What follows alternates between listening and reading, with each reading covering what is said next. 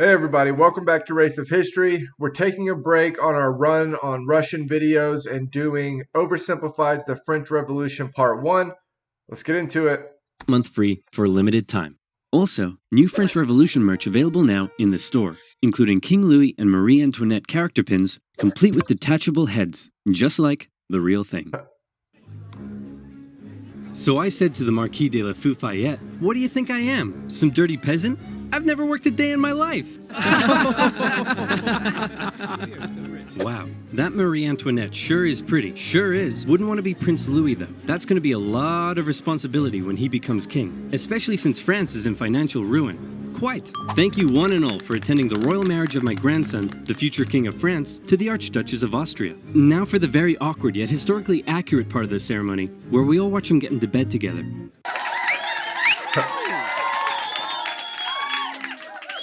Yeah, well, that's the important part for these monarchies, is making sure that the line continues, so... All right, now that's out of the way, let's leave the royal couple to it. You better give us an heir, you fat, ill-bred boy. Nighty-night. That's gonna be a lot of responsibility. France is in financial ruin. You fat, ill-bred boy. Quite. That's gonna be a lot of responsibility. France is in financial ruin. You fat, ill-bred boy. That's gonna be a lot of responsibility.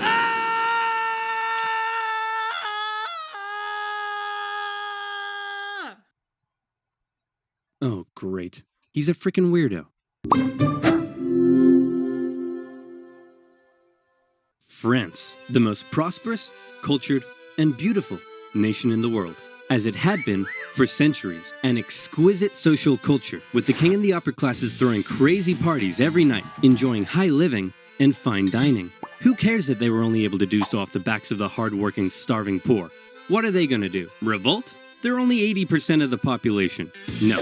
Life in France is great. What's that, France? You want to go to war with Britain and increase your power? Go for it, little buddy. You do you. And you lost. Now you're in severe financial debt. We have no money. What do? Should we stop partying? Heck no. Party harder.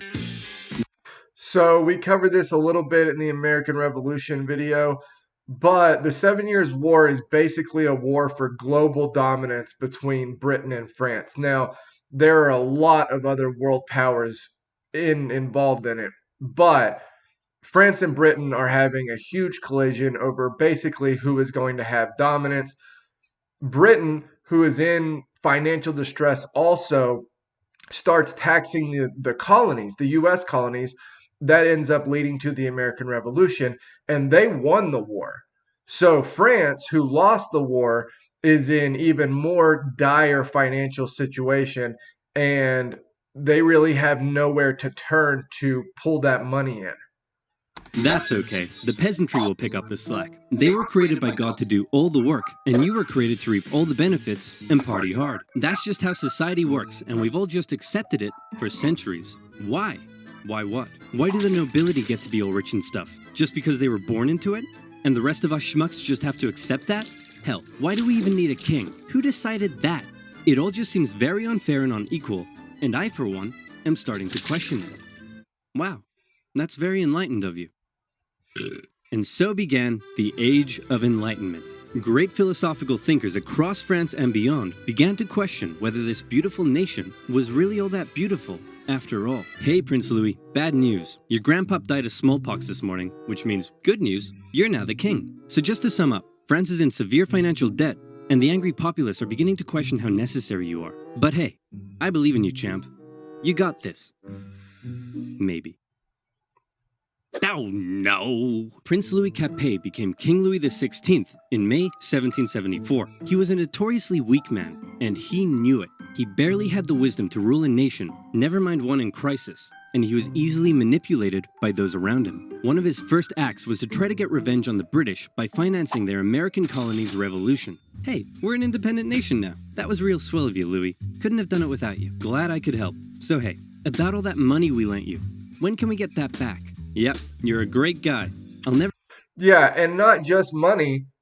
They sent ships and troops, and yeah, they had other resources They basically stepped in and helped fight a war on the side of the colonies for no other real purpose than to kind of get back at the British for the loss of the 7 Years' War, and then historically for a lot of back and forth slights between the French and British. But they were not going to really gain anything out of their support other than just to stick it to the Brits. Never forget what you've done for us. Real glad I could help, friend, but about that money. Gotta go now, chum. Best of luck to you. Oh, no. And now France was in even more debt. France's poor, suffering under the strain of economic ruin, watched as the nobility continued to live as though nothing was wrong. In particular, they grew increasingly disdainful of the queen, Marie Antoinette, as she continued to spend all of France's money on her own luxurious lifestyle and fashion. While the peasants were breaking their backs in the fields, she was walking around like, hey, my hair is a boat. I'm not making that up. Her hair really was a boat. And her lavish spending earned her the nickname Madame Deficit. And speaking of the queen, there was also a long-standing scandal around the fact that the king took a very long time to boink her, and the working classes of Paris began ridiculing the royal couple with lewd pamphlets depicting the queen as a court thought, and the king as a wuss, unable to fulfill his marital duty. Respect for the monarchy was at an all-time low, as France's finances were spiraling out of control, and the king and his aides really only had one solution to the crisis. Tax the poor. Tax the poor. We could do a sexy calendar shoot. Tax the poor. And so it was. The poor, who were already struggling to make ends meet, found themselves being taxed from every direction. Hey, I'm the royal tax collector. Looks like you've yet to pay your income tax, head tax. By the way, how many windows you got in that house of yours? 3? Oof, yep. There's gonna be a tax for that. Hey, your local priest here. Have you paid your church tithe yet? Well, at least this one is going to the good work of God. Sure. God. Yeah. I think this year, God wants me to buy a new swimming pool. Hey, private tax collector here. Oh, and I brought some goons with me. Just a few quick questions. How much salt did you buy this year? That's a major issue. Bringing in private tax collectors brought a lot of resentment, and there was hostility almost immediately once they start going out in force to collect taxes. About 7 kilos, I think? Yep. Okay, there's going to be a tax for that. Oh, what's that over there? And that's extra salt I held over from last year, so I wouldn't have to buy as much this year. Oh, yeah, there's a tax for that. And what are you doing with all this salt? Well, obviously cooking. Mm-hmm. On the table. Yep. And preserving fish and meat. Oh no. Yep. And there's a tax for that. Hey, how old is he? He's 9. And so he's purchased his required amount of salt for this year, right? What? No, he's 9. Uh-oh. Sorry, little Timmy. Looks like I'm gonna have to tax you for that. That's wild. Yep. Salty. There's gonna be a tax for that. And that's not all. A huge portion of the peasants' harvest had to be given up. And there was also the labor tax, where peasants were required to work a certain number of days for their local lord without pay. Obviously, people weren't too happy with these taxation policies, and the aggressive nature of these private tax farmers sometimes even escalated to violence. In particular, though, the people really hated how inconsistent the taxation rules were across the nation, and also the fact that the first 2 estates often had to pay very little, if any tax at all. And so, the anger continued to grow. France had a population that was just about ready to explode. And what you see here is countries in Europe that have more or less moved further away from the feudal system have basically had an easier time. And the ones that have moved away from the feudal system or further away from it seem to have a better understanding of noblesse oblige. Basically, the idea that the noble's job, the reason that they are nobles and are born into that situation, is to kind of help take care of the rest of the country. That's part of their responsibility and duty, being born into that situation. What you see in places like France and Russia is they have no record and idea of noblesse oblige. It's basically, we are born into this because God wills it, almost like divine right to rule. And so you see that obviously has major repercussions, and people are pissed about it, obviously. Like, I don't know who wouldn't be. What could push them over the edge? How about a touch of natural disaster? A series of harsh summers and winters left the peasants' harvests in ruin, meaning they had no food or money, and the cost of bread skyrocketed. Of course, the upper classes had massive stocks of grain and wheat, so they were virtually untouched by this new crisis. But now the poor really were starving, and they began to riot. Women took to the streets. Bakeries were raided, and bakers, suspected of keeping bread for themselves, were sometimes even hanged.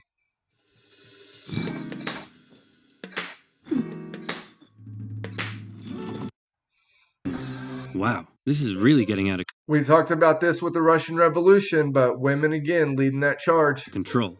Your Majesty, we need some decisive action. You need to step up and lead us. What will you do? Okay, I've got this. I know. I'll summon the Estates General, and they'll decide what to do. You really are a fat, ill-bred boy. The Estates General was the closest thing France had to a government, apart from the king. It was a purely advisory body and was rarely summoned. In fact, it hadn't been summoned for 175 years prior to this. But with France in a severe crisis, the king felt the time was right to call on the government to help. The Estates General was made up of representatives from the three estates, that is, the clergy, the nobility, and everybody else. Okay, thanks for coming, everyone. The first order of business is regarding the clergy and nobility. You all get brand new Porsches. You get a Porsche, and you get a Porsche, and you get a Porsche. Everybody gets a Porsche. And now into the second order of business. France is completely out of money. Like, it's never been this bad before. Anyone got any ideas? How about we all get Lamborghinis next time? The king decided that in order to make a decision, they had to come up with a voting system. Okay, the clergy. You have a population of 130,000, so you'll get 1 vote. The nobility. You have a population of 350,000, so you'll also get 1 vote. And the third estate. You have a population of 27 million people and make up 98% of the population. Very impressive. You'll get 1 vote.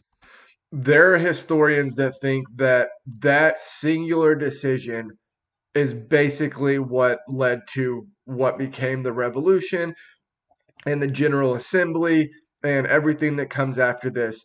Is King Louis basically puts on a charade that he's going to the people for answers, when in reality they can clearly see, this is thrown in their face, that he does not take anything that they say into consideration.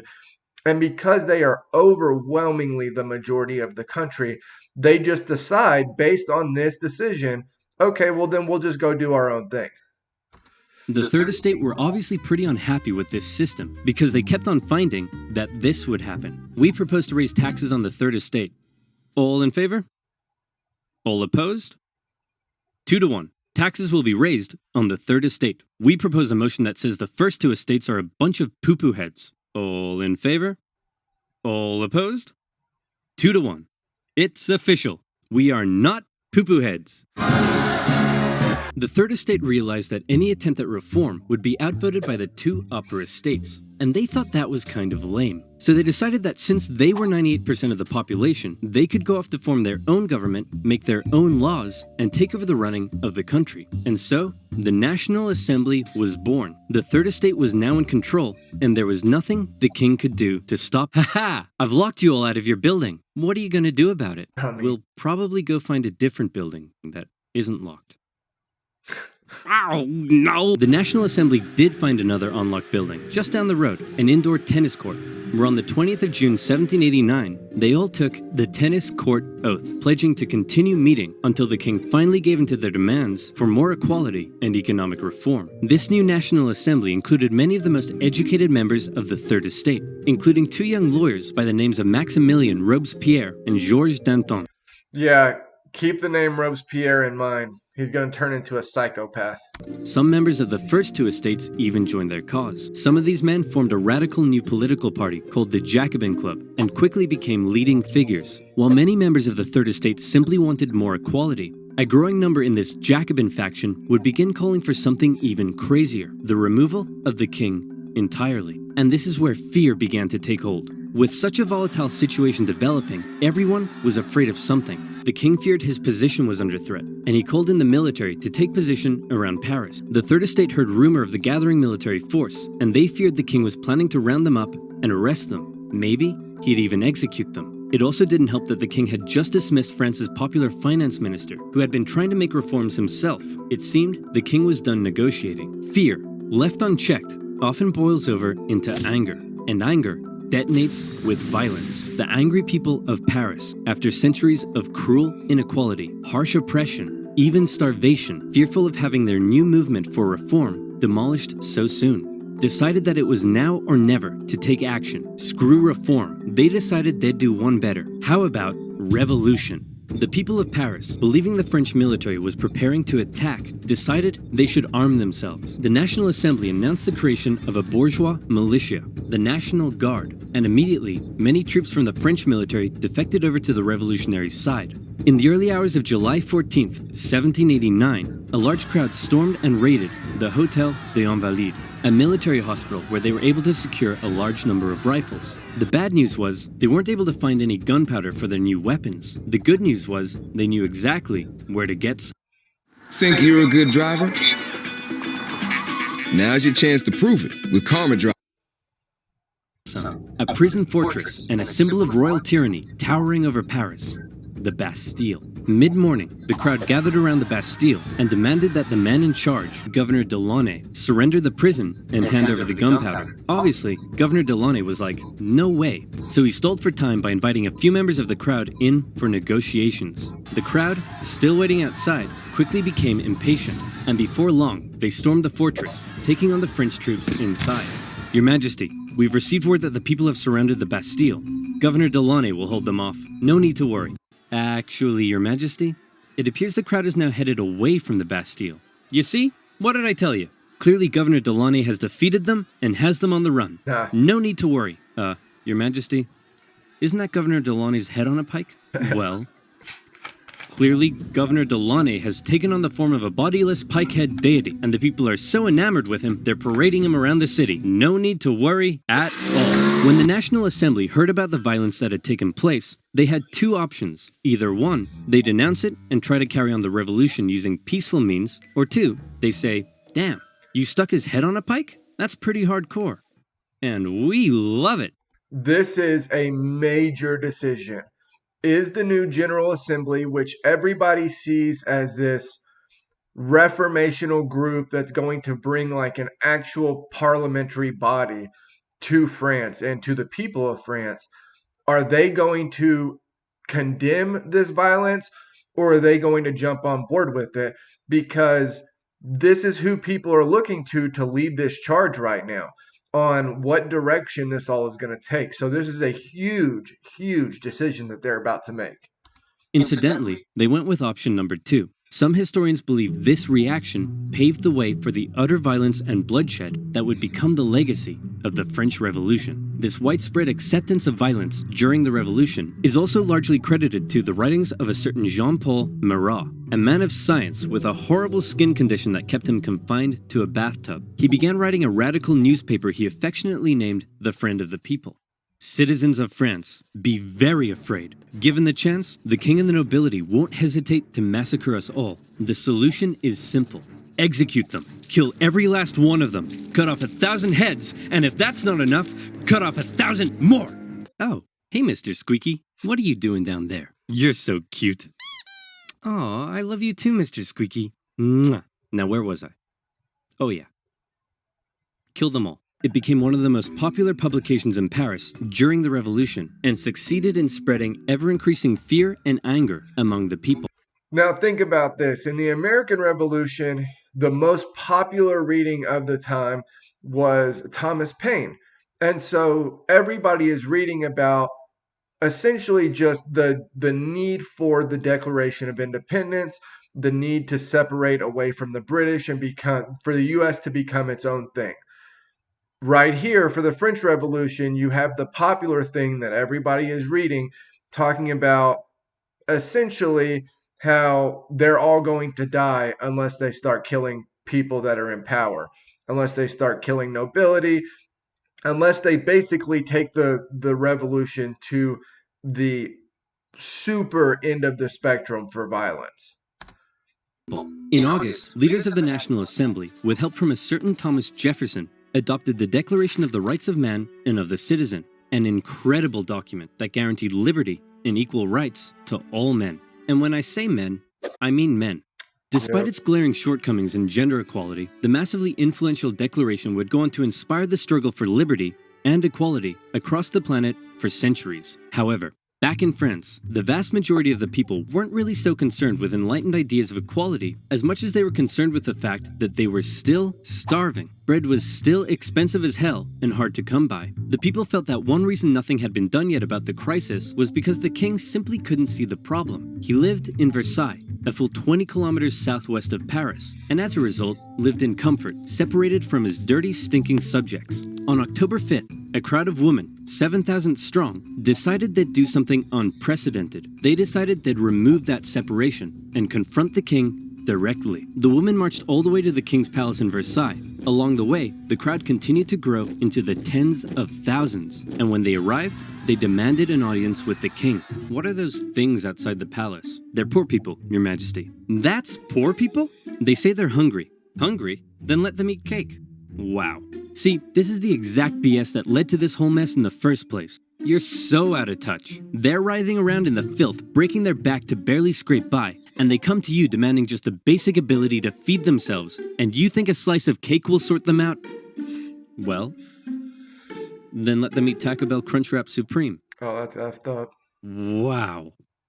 They're not that desperate. Members of the crowd actually managed to break into the palace with the intention of killing the queen, who narrowly escaped through a secret passage in her bedroom. The enraged mob killed several members of the royal guard and raised their heads on pikes, which, if you haven't noticed yet, is something they were quite fond of doing. The king had no choice but to come out and talk to the crowd. He agreed to accept his new position, sharing power with the revolutionary government, and to return to Paris with the crowd, removing the separation between king and subject. King Louis had a problem with people constantly raiding his palace, but one thing he didn't have a problem with was people raiding his computer, because he used NordVPN. If, like me... All right, guys, that was Oversimplified's The French Revolution Part 1. I am Race of History. Like, comment, subscribe. Help me keep building the channel over here, and I'll get back to y'all probably tomorrow. Thanks.